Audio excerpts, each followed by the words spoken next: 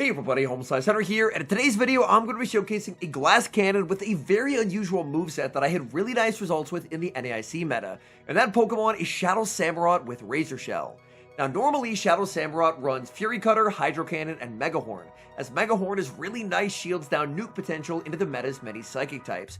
However, people really love double shielding against Samurott, so I ended up ditching the nuke move for Razor Shell, a very cheap move that has a chance to lower the opponent's defense, and honestly, it really felt like it unlocked Shadow Samurott's potential in this meta. So, without further ado, let's hop into the matches, and we get a great lead in game 1, Miltank into Shadow Pidgeot. There's the Grumpig save switch, and I have an immediate answer by sending in the Samurott. Fury Cutters absolutely shred through Grumpig's health bar, and in the 2s, if my opponent decides to play it out, I can actually fully Fury Cutter down. I don't think they're quite in a range where Razor Shell can knock out. Razor Shell is a very cheap move on Samurott, but it doesn't do a whole lot of damage, and they end up no shielding. Back in comes the Pidgeot, and this is where Razor Shell can be lethal. Samurott has insane shield pressure, so I'm able to bait with the Razor Shell, make it to the Hydro Cannon, and now this is going to be doing almost their entire health bar. Hydro lands, Pidgeot gets crushed. In the back, my opponent has Galarian Weezing, and this is a little bit problematic. My Sylveon does not want to see the Galarian Weezing whatsoever, so I'm forced to stay in with the Miltank. They're going to farm up 7 Fairy Winds, fire off the Sludge. At this point, my win con is going to be saving my final shield for the Sylveon. I can stay in, grab their final shield with Body Slam, and then just force them to throw energy because Miltank's pacing is just so incredibly consistent. I'm perfectly fine. Miltank will be sacrificed here, that's okay. I actually ended up living the Brutal Swing. I thought I would get knocked out. I should have just pivoted out in that scenario instead of just letting them get an extra Fairy Wind, but as long as my opponent doesn't catch, I should be okay. With my very high attack Sylveon, I'm always going to be winning charge attack priority over the Pidgeot, so the moment I farm up 8 Fairy Winds, the game is over. They can bring back in the Pidgeot, but I have a 15 attack Sylveon, and that's going to guarantee CMP over the Pidgeot. So Pidgeot comes back in, reaching for the Brave Bird, but it's just not going to matter. Psyshock takes the knockout, and we get the game 1 win. Terrible lead in game number 2, leading Miltank into the Shadow Grumpig. I farm up to the Hydro, bait with the Razor Shell, and my opponent actually makes a catch onto their Feraligatr. Razor Shell not going to do much, but does lower their defense, and with the lower defense, now I think I can actually take the knockout with Hydro Cannon. So I fire off the Hydro Cannon, Feraligatr gets KO'd, and the Razor Shell tech already paying off in back-to-back games. They've completely lost their entire Feraligatr. They bring in the Grumpig, but they can't farm down. The pacing on Shadow Samurott is too strong, and they're forced to fire off Dynamic Punch. Now I can bring in the Sylveon. I try and go for a catch of the Shadow Ball, but my opponent's not going to let that happen. However, Miltank is tanky enough that I'm very okay absorbing Dynamic Punch and just under-tapping the Body Slam. I'm under no illusions that Body Slam will knock out here, but I'm trusting the fact that a Sylveon that is up an entire Psyshock should be able to beat just about anything in the game in the 2-shield. So, Dynamic Punch will knock me out. In the back, they have their own Shadow Samurott. Very, very cool to see, but there's just simply nothing that Samurott can do against a Sylveon that is this much energy. I felt pretty confident in the fact that if I had that much energy on Sylveon, basically no matter what they had, even if it was something like a Slowking, I should be in a pretty good spot. And it turns out it was just a really good type advantage matchup for Sylveon. They fire off the Hydro Cannon, I click the Shadow Ball. Psyshock may have knocked out there, but I know Shadow Ball definitely will. Down goes Samurott, back in comes the Grumpig, and we're able to get the win. We get a great lead in game number 3, leading Miltank into Swanna. To my surprise, it's not the Shadow Swanna, it's actually the regular. They save switch into Kecleon, and I was just way too slow on the counter switch into Sylveon. Sylveon is a very convincing matchup into Kecleon, but unfortunately, if you stay in and throw 2 rollouts for no reason, it gives them enough of an energy head start to actually make the matchup quite uncomfortable. I fire up the Psyshock, they shield up the first.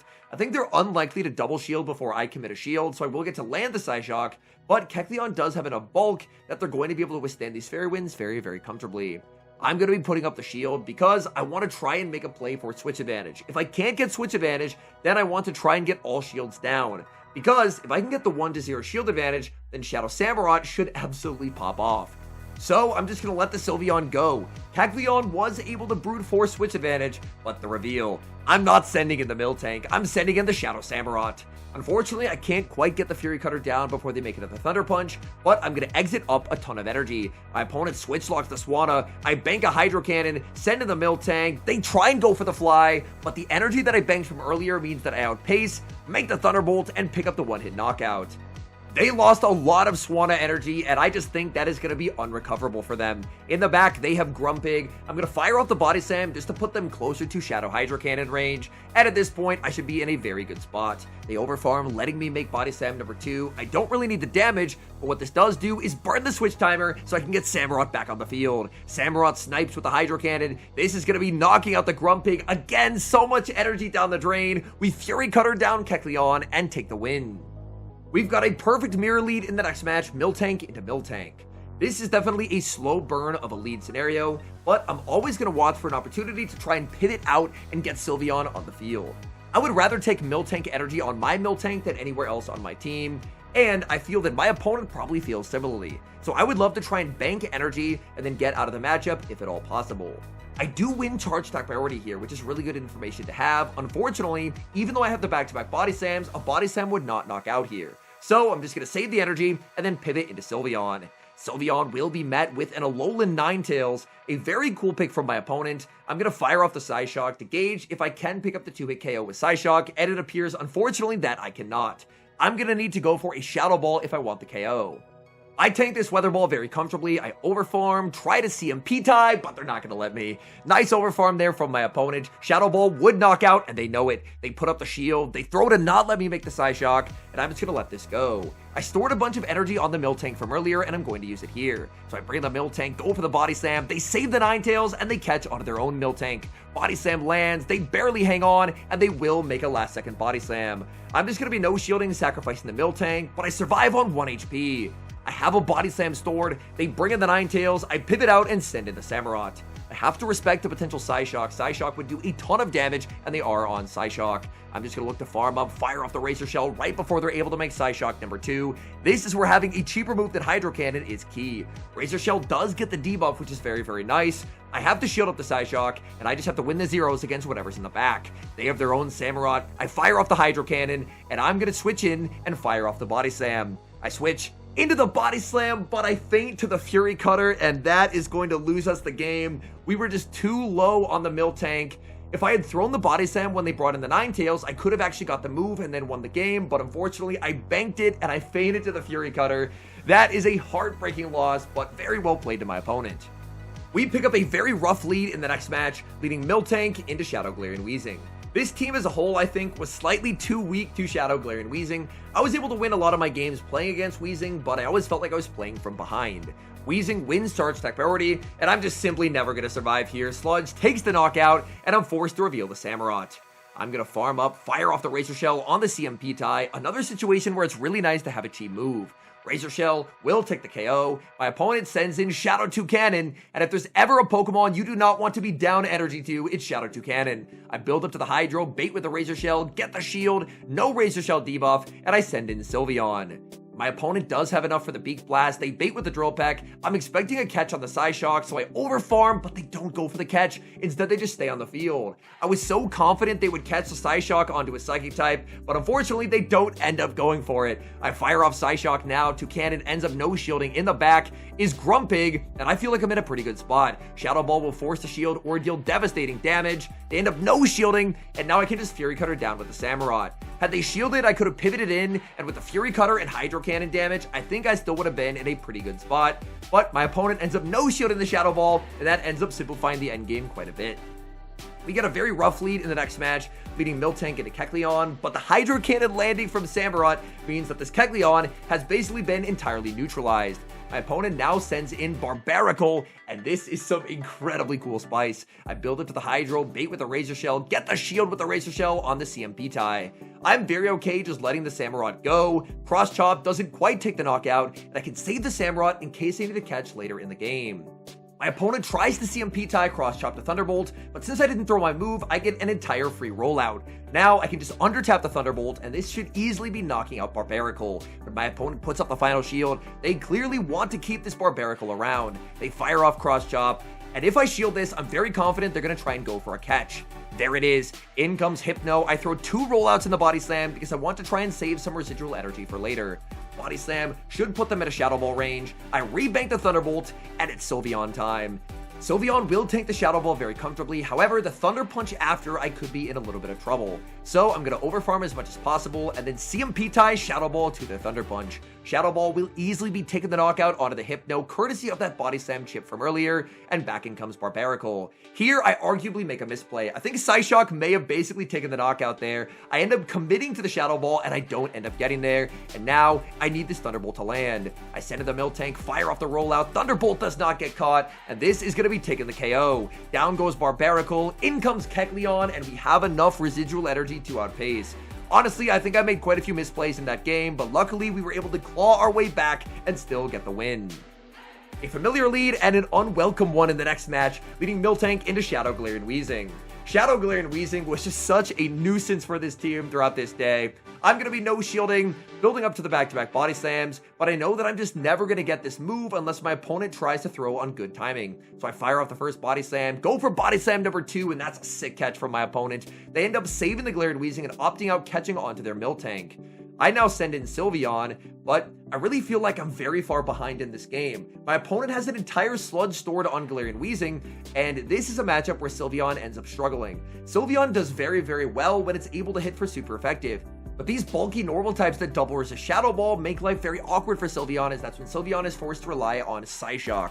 Psyshock is a good move, but Miltank is just so incredibly bulky. I wasn't 100% sure that Psyshock would take the knockout there, so I decided to just put up the shield and overfarm. My opponent switches and gets a catch onto Galarian Weezing, but I don't really think they wanted to catch Psyshock. Psyshock is super effective. Sylveon wins charge attack priority over the Weezing, and now I'm able to force both shields or just take the knockout. Just like that, I'm right back in the game. My opponent, had they just switched in right away, they could have sniped me, but they ended up waiting a turn, and in doing so, I think they put themselves in a very rough spot. They send in Pidgeot, I immediately pivot into Samurott, and Razor Shell is able to get the shield. Unfortunately, we don't get the 50-50 Razor Shell debuff. I shield as they go for the Air Cutter, and now I'm just racing to the Hydro Cannon. Hydro Cannon is going to be doing a lot of damage onto the Pidgeot here. Hydro Cannon will connect, putting Pidgeot very, very low. This is going to force energy out of the Pidgeot. Pidgeot will fire off Air Cutter. Air Cutter picks up the knockout, and it does give him the boost. I bring in Sylveon. They send in Miltank. I pivot my Miltank into theirs, and they're going to outpace me and make the Body Slam. Body Slam lands. I'm able to hang on. I make it to my Body Slam, and this is going to be a very close game. Is the Pidgeot in one rollout range? In comes the Pidgeot. They get the 1 HP survive, and they're going to end up winning. I definitely misplayed quite a bit in this game. I feel there were a lot of win cons, but unfortunately I just didn't end up executing, and we end up losing in heartbreaking fashion. We get a decent lead in the next match, Miltank into Duat. My opponent safe switches into Grumpig, and I immediately respond with the Shadow Samurott. I have to shield everything, but the Fury Cutter damage is just simply undeniable in this matchup. As before, I don't think this is quite Razor Shell range, so I will fire off the Hydro Cannon just to guarantee a knockout or the shield. I do end up getting the shield back. I reach for the second Hydro, but I'm outpaced by one singular turn. The energy advantage that my opponent got on Grumpig means they're able to get shields down. I do get the full farm down, but my energy is walled by Duat, so when they bring it in, I'm going to pivot out into Miltank, and my opponent reveals their final Pokemon in the back is going to be Mudslap Oinkologne.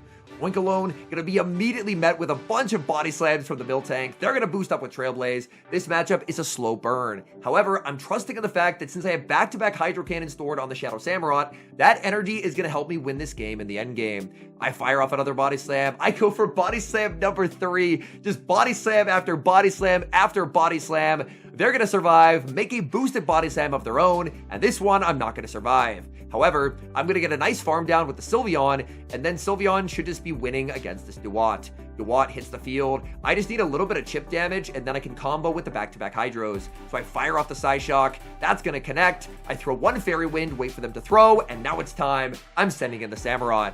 I was hoping that the Hydros would be good into whatever they had in the back, but as it turns out, I was able to neutralize it with the Miltank. So now I fire off the Hydros where they would have been thrown anyway onto the Samurott. Hydro number 1 gets the shield. Hydro Cannon number 2 takes the knockout. Down goes Duat, and we get the win.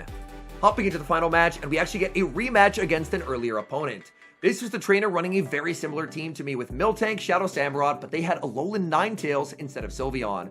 Last time, I ended up losing. I feel like I didn't play as well as I could have, so this time, I'm out for revenge. We're going to be trading body slams. I'm always going to look for an opportunity to try and pivot out of the matchup. My opponent ends up CMP tying, and what I learned last time is I do win charge attack priority. However, this time, I think I'm not going to pivot Sylveon. I think I'm just going to stay on the field with the Miltank and farm up to Thunderbolt. My opponent's actually going to be the one who pivots out. They send in Samurott. I fire off Thunderbolt just to guarantee a shield. Now that I have a shield advantage, I can send in the Sylveon. I don't think Psyshock will be able to take the knockout here, so I'm going to farm up and fire off Shadow Ball right before they make Hydro Cannon number 2. My opponent not going to throw the Razor Shell. They wanted to guarantee damage or a shield, and I'm going to hit back hard with Shadow Ball. They double down, double shielding the Samurott, but I feel like I'm in a very good spot. I've done enough Fairy Wind damage that I think even a Psyshock could take the knockout. Their timer's up, but no catch comes through, and that's going to be the end of Shadow Samurott. I still have a very healthy Sylveon. That's going to be an annoying Pokemon for my opponent to remove from the field as they bring in the Alolan Ninetales. I decided to go for Psyshock here. Shadow Ball would do more, but I want the double Psyshock, and I'm able to get there. The spam of Sylveon is so real. Psyshock is going to be putting them deep into the red HP. They're forced to fire off energy they can't farm down, and Sylveon is just taking over this final game. Now I can bring in the Shadow Samurott. I'm more than happy to absorb the Psyshock. I know my opponent has energy on Miltank, but so do I. They get farmed down. They can bring in the Miltank. They fire off Body Slam, but Body Slam is not going to take the knockout here. I should be able to hang on. I make the Hydro Cannon as I survive the rollout, and that is going to secure the win. Shadow Samurott is glassy, but not glassy enough. We survive, we get all 3 KOs, and we take the win. I think Shadow Samurott is a Pokemon that could end up skyrocketing in usage for the NAIC tournament. Shadow Samurott, as opposed to Shadow Duat, is a lot more offensively focused, where Shadow Samurott, due to the insane pressure from Shadow Hydro Cannon, can actually threaten Pokemon like Shadow Galarian Weezing, whereas a Duat save switch could be pretty effectively answered by a lot of the Fairy types. I feel like Shadow Samurott, when it's up a little bit of energy, is substantially more difficult for those Fairy types to actually maintain switch advantage. So I do think that both Duat and Samurott have quite a bit of play in this meta. I think Duat ends up making for a better lead or closer, where Shadow Samurott's ability to just be nightmare fuel as a save switch really provides a lot of advantages if you put it on your team. As with any glassy Shadow Pokemon, there's going to be high risk, high reward. If Samurott ends up in a position where you get an up energy, it's just going to run away with games consistently. But if you're in a position where it's constantly in a down energy or down shield scenario, that's where Samurott's going to struggle because it just doesn't have the bulk to absorb a lot of hits, like the bulkier options like Miltank. I do think if I ran back Shadow Samurott, I would probably try and run at least one Pokemon that has a winning matchup into Galarian Weezing. Galarian Weezing is pretty universal in this meta. It's so strong, its coverage is so good, and even though Miltank is pretty neutral, Miltank straight up losing the zeros did make for some pretty tricky games anytime I ran into Weezing. Anyways, thank you guys so much for watching. If you enjoyed watching today's video, please do leave a like on the video, subscribe to the channel if you haven't already, and an extra special thank you as always to our channel members here on YouTube. The support you guys provide to the channel helps me do what I do, so thank you guys oh so very much. And until next time, I've been HomeSliceHenry.